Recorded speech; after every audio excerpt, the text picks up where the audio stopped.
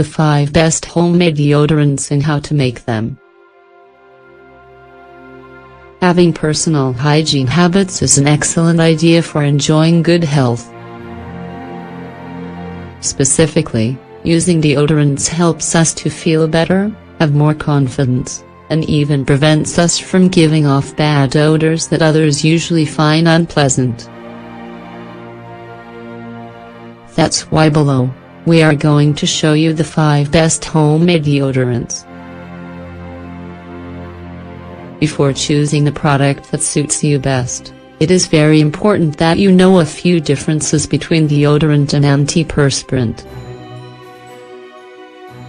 Although a lot of people usually get them confused and think they're the same product, there are indeed a few differences between the two.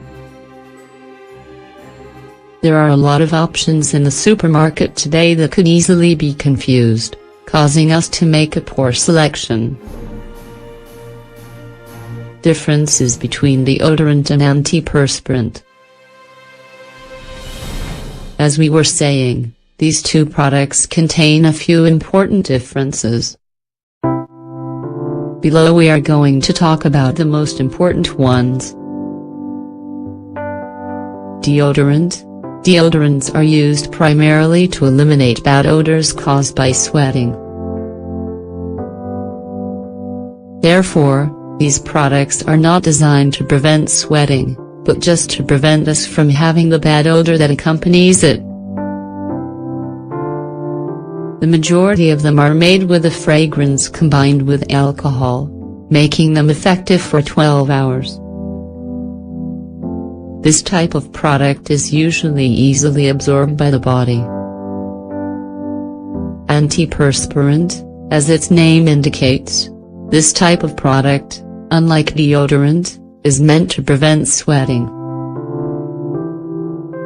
This is possible because it creates a cover over sweat glands, generally with small amounts of aluminum. Antiperspirant is much more effective than deodorant, and it has a greater antibacterial effect. However, it is not recommended to apply it to some parts of the body, as it can clog pores. What's better, deodorant or antiperspirant? The answer to this question will depend in large part on your physical needs and characteristics. Therefore, individuals that don't produce that much sweat, and that also do not produce a strong odor, could easily opt for deodorant. It will only help prevent bad odors, because the individual does not sweat excessively. On the other hand, individuals that sweat a lot should choose antiperspirant. This will sensibly reduce the amount of sweat and will also prevent bad odor. Evidently, only using deodorant would not be a very good idea in these cases.